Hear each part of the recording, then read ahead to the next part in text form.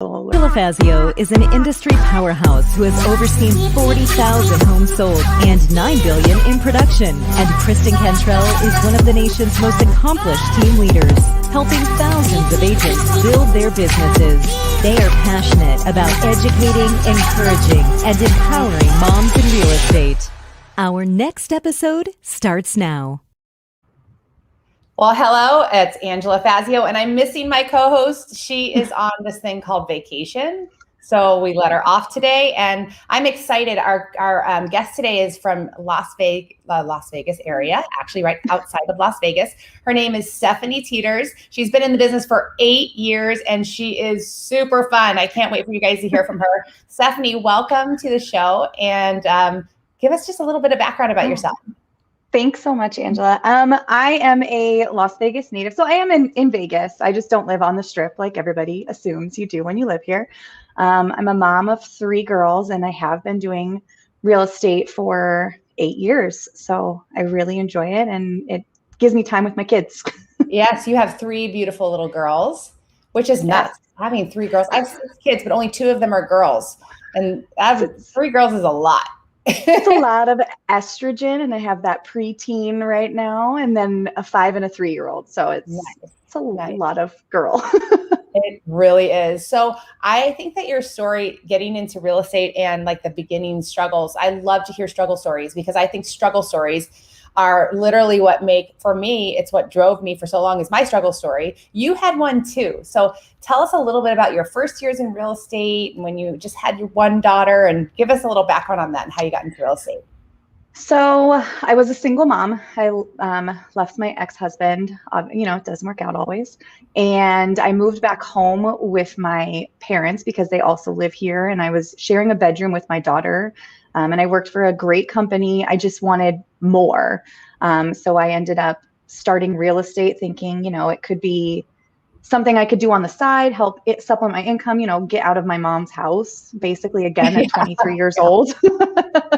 And I had the wonderful opportunity at my old company to work at home, so I could really multitask. And I ended up starting real estate in 2013, and I really loved it. It allowed me, I worked only until 1 p.m. at my other job. So it gave me the whole day to work on real estate. I worked for a great company that had a lot of coaching.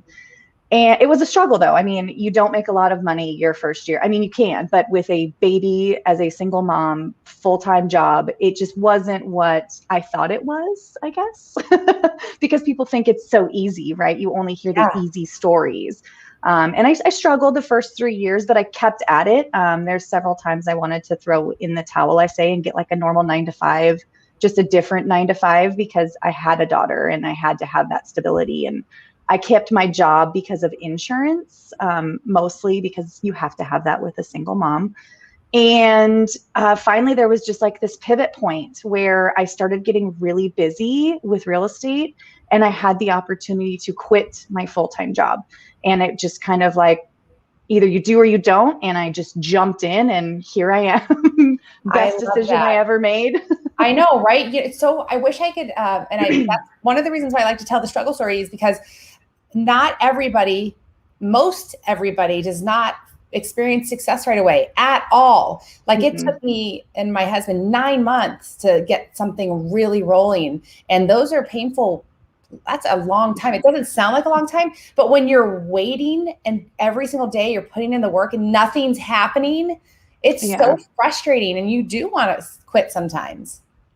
There's many times that I was like, I'm done. I'll just get a normal job. And then I'm like, no, I'm not, just kidding. I'm going to keep going. I'm not going to give up. I'm just going to keep trying. I don't give up. It's like the Dory, just keep swimming. That's my favorite. Do you have a Dory tattoo anywhere? No, I have the sea turtle though, somewhere. Oh, there you go. Yeah. So I've got the fish. Well, let's talk about your tattoos for a minute, because that's one of your passions. Okay. Working out, tattoos, and you may have a shopping problem, is what I told you, may have a shopping problem. And that goes along with the tattoos, because I guess you spend money on them also. Well, tell me about your journey and why you love tattoos and the part it's played in your life. Because I have a dirty little secret. I only have 2 tattoos. I have that one and I have one on my back. But if I could, If I could, you would have one. You could. I would have over my entire body except for my face.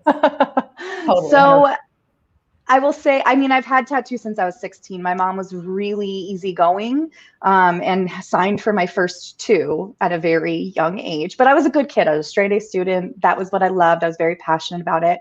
I went to an art college. So I think I'm really enamored. I love how they look. And they always tell a story. There's always a story. Everyone has a story behind all of them. And I also like being very different. I like to stand out, obviously. I usually have colorful hair. And if you follow the Instagram or you've seen the stories, you've seen it. I always have something different going on because I don't like being boring. I don't like being the same. And if it makes me happy, I'm going to do it for me kind of thing. I definitely, when I started real estate, I did not have as many tattoos. In fact, this whole arm was not done. So I very much posed with the side that didn't have it because I felt it would hinder my business. And like that same struggle, maybe it just wasn't myself. You know, I was struggling to try and fit this mold of what I thought it should be. And there was like, again, the pivot point where I was like, you know what, this is who I am. Either you like me or you don't, and you're going to accept it. So I blasted my whole other arm and I tagged myself the Vegas tattooed realtor, and here I am, and everybody loves it. And people, it doesn't prevent my business. In fact, it's who I am. It's me, and a lot of people enjoy it. I mean, you have some criticism, but then I don't have to work with those people. And that's the beauty of our business. I 100% agree. I was just going to say that this comes up all the time. And I think we all struggle, especially as women. We struggle with identity and, you know, how we look or what represents us. And I think it takes everyone just a little bit. Kristen's an anomaly. I wish she was here because she like must have come out of the womb confident, but not all of us do, you know? Yeah. And so that goes back to if you are, I actually just talked to a real estate agent who's been in the business forever that was hung up at first because she thought she had to dress a certain way and she thought she had to act a certain way. But in real estate, you're dealing with people, and you don't want to attract people that you don't like. And if you act not like yourself, you're going to attract things that are not like yourself, and it's going to suck. Yeah. And I will say that if you're yourself, people can feel that, right? Like, it's about a trust. It's not so much about building a house or buying a house. They want to trust you through the process. And if they like you and they trust you, then it doesn't matter what you look like or what you're wearing. I can tell you, I've showed up to $1 million sales in Lululemon leggings. And that is really, Lululemon. I mean, they're Lululemon. I mean, I still have my Old Navy ones, but you know, I mean, literally leaving the gym and you get a phone call and it's like, okay, well, guess what? I'm in leggings. And they're like, we don't care. It's Stephanie, you know? So I think it took me, I want to say that 3-4 years to realize and accept that it's okay to be yourself during all of it. And people are either going to love you and they hate you. As long as you're a hard worker and you get the job done, doesn't matter what you're wearing or what you look like, in my Absolutely. Because there are literally, even in one little area, hundreds and hundreds, maybe thousands of clients. Some of them are going to fit your mold and your personality. And that's what I love about real estate. There's always more people. Yes. And then I also wear my token t-shirt when I'm out shopping to attract even more attention, because it does say the Vegas tattooed realtor, and it does draw attention while I'm out shopping in my shopping problems that I don't have. So at all. I like your strategy. So Stephanie was sharing with me her shopping strategy with 3 kids. Okay. So you have these outdoor malls, and they have like splash pads and like fun things to play with. So to share a little secret, a shopping secret. So we have several outdoor malls out here because, you know, it's Vegas. The weather's 99% of the time like amazing. Even when it's raining, people are still at the mall because it's 80 degrees and beautiful. So they have installed outdoors these little splash pads play parks. I know, seriously. And they always have like an ice cream joint right next to them. So you bring your kids in a towel and a backpack, and you basically let them run for 2 hours. They wear themselves out. You get some ice cream. And then because they got to play for so long, then you can take them shopping with you. And they're really excited about it. So they're excited to go to the mall with me because they know they get to play and get some ice cream. And it curbs, you know, it's that family time. It curbs, it gets you out and still can enjoy my shopping experience. I love it. They're tired. They're worn out, right? As long as they're not so tired that they start to tantrum. I have had that before, and that's when you throw them on your back like a backpack and you muscle through it. Well, That's the reason to work out. Yes, I throw one on the back and I'm carrying one in the front, which I have done before. It's not fun. And you kind of, because I don't do strollers anymore, I gave up on strollers. Although I was kind of sad because I usually used my stroller to hold all of my bags. All the bags. And I realized that when I went shopping the first time, I'm like, where am I supposed to put all this stuff? I was like, oh, I used to shove everything like in the stroller where the kid sits and the kids would walk next to me. Right. So convenient. A little shop, your own personal shopping cart. I know. I'm like, man, I might just get a stroller just to put all my stuff in for shopping. It's horrible. The other thing that you brought something to my attention, because we're all in real estate. Most of our audience is in real estate. And isn't it interesting, the things that go into your decision or your client's decision about buying a house? That's another thing that you and I were talking about that I think is a unique kind of spin on location. We were talking about that we share one of our closest friends. We have the same closest friend, Stephanie and me. Her name is Amazon. We call her Amma. Amazon. Tell about the little town by you that doesn't have Amazon Prime. Oh my gosh, it's a tragedy. It is. I mean, they're used to it. So I have friends that live there. It's Logandale, and it's about 45 minutes outside of Vegas, and it's like a small, it's considered a town. There's only 5,000 people, and I've considered, country life a little bit slower with the kids moving out there, and I've come to the realization that they have Amazon. It delivers, but it takes the standard 4 to 5 days. They do not have Prime, and they do not have Prime Now. And I don't know about you, but with me, 3 kids, I use Prime Now quite frequently for groceries and stuff that you probably could just go to the store for, but busy. Oh, wow. I have a lot of things I want to show up and my food is there. My groceries are there. Everything's there. So call me spoiled, but I decided that I have to check that one off as location not going to work for myself just because I need it. That's right. I think that's crazy that we can literally, I don't even know how long grocery stores are going to last. You can literally, I go online, I order them all. They show up at my door 2 hours later. Why? Who wouldn't do that? Who wouldn't do that? That's fantastic. I know. It's amazing, honestly. And you can schedule it. So if I know I'm going to be out all day, I can schedule it but they don't have that. So I was like, that's not going to work for my family, maybe somebody else. All right. One other thing is your pizza joint that I never considered is if you have a favorite pizza joint that she says, I'm not, you lived in a house. I lived in a house and we lived in 2. So we moved around a little bit. Growing family, of course, changes the size of our house.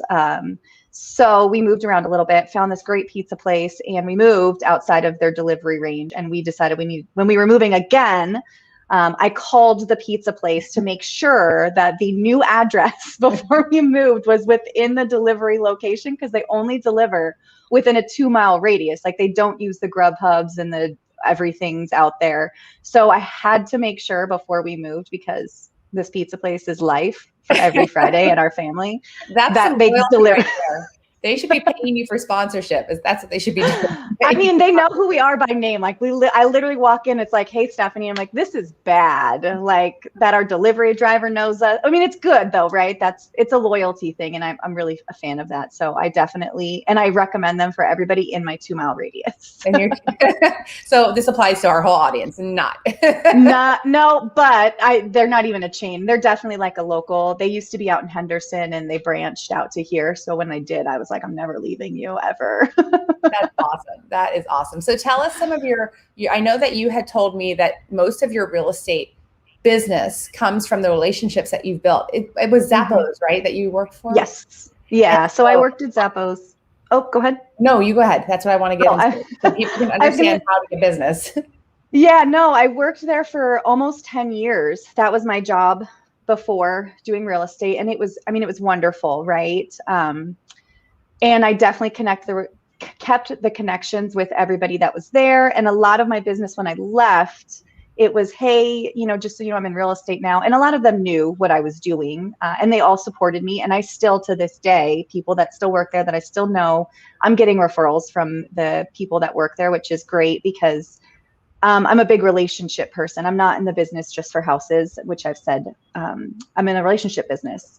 I think the relationship is all of it. It's the biggest purchase I think most people will ever make in their lives. So that connection is always very well. And I think if you come highly referred, I mean, I don't know if you've ever heard about Zappos, but they base their whole, I was trained on customer service. I mean, that is all I know for 10 years was their customer service was under promise, over deliver, and deliver wow. So that really stuck with me even through this business. And I think that really made it's not about the money in the end. It never was, it wasn't about the money then in Zappos because we weren't commission based. It was, if you stay on the phone for 4 hours, you're helping this person for 4 hours, and that's okay. Nobody cares. It's not, you help that person. So that really stuck with me. I lost a headphone through this. And I think because of that, a lot of people still refer me through them. So I appreciate it. So I'm a big referral person. Tips.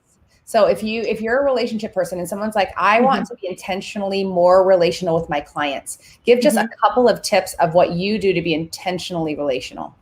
It's honestly all about communication. So just and I don't know if I'm allowed to curse on here. So like my broker's a big person. It's like, just give a shit. Just care about the person. That's all you have to do. Hey, how's it going? And you might not even be in the whole, like, it's not just my clients. It's like my friends too. And I'm a big Buffini fan, which I think I told you guys. And that's really about relationships. And it's building on that. I was already there. And this just kind of gave you that structure for it. It's just caring, like, how's the kids? How's your work? And don't make it about real estate. Just how's their life doing, especially during COVID. I don't know I hate to bring it up, but everything's shut down and people are struggling and you still call in, hey, how are you doing? Do you need anything? And it really just makes a difference because, there's times when I called someone, it was, how are you doing? And I basically had someone just cry on the phone to me because, they lost their job and they weren't, it wasn't even about real estate. And that just sticks with people, you care. That's all it really is that's in my business, at least for me. I just want to care about the person and the business will come later. Yeah. And the truth of the matter is in our busy lives, if you don't put process and procedure around your caring, and I mean that seriously, like I care about people, but I'm going to forget about somebody if I don't have some process and procedure in my life to remind me that person, oh my God, I haven't talked to that person in 3 months or 4 months. That's a problem. That's why there's things like Buffini and different systems. It's not that you're pretending to care and you don't. It's you care so much that you're willing to put process and procedure in place so that people schedule it. You basically schedule it. You schedule your caring. And well, because most of my relationships, and I'm sure yours as well, like I have kids, a lot of my clients have kids, and life gets away from you. You forget. So I put kids' birthdays in my phones, my clients' kids' birthdays, my friends' kids' birthdays, and just, hey, hope they had a great birthday. And I will tell you, Facebook makes it way easier to do a lot of things. Like Facebook will tell you the whole month of birthdays. So you just write them down in your calendar. Like I have a calendar right here. And during in that morning, hey, happy birthday to your kid. Yeah, I've got calendars I have 1, 2, 3, I have 4, not to include my phone. So I'm a big time blocker. I'm a big scheduler, and you have to be, I think, with kids and work and all of those things. I agree. Well, I think that you are amazing. Well, I am so grateful to God that I've met you and gotten to know you. And I'm sure our audience is going to love your show as well. A couple of announcements. Today, we have our next Girl Educate Yourself Zoom session. That's coming up. Ladies, if you're interested, what it is we have today, Stephanie Mainville is presenting about social media. She's awesome at it. And then it's a chance for us to talk about it and share ideas and improve our business and improve our lives. So the Girl Educate Yourself, you go onto our Moms in Real Estate Instagram, you can find out how to log in. And the other thing is keep November 4th and 5th, maybe the 3rd through the 6th, free. It's our next Flourish event. And we're gathering even more women together this time with excursions and fun things to do. Make it a little mini girl trip, or bring your husband and they can drink at the bar, right? With all the husbands. That's right, exactly. So keep those dates aside. We love you guys. Thank you for watching. Don't jump off yet, Stephanie. And I'll see you next time.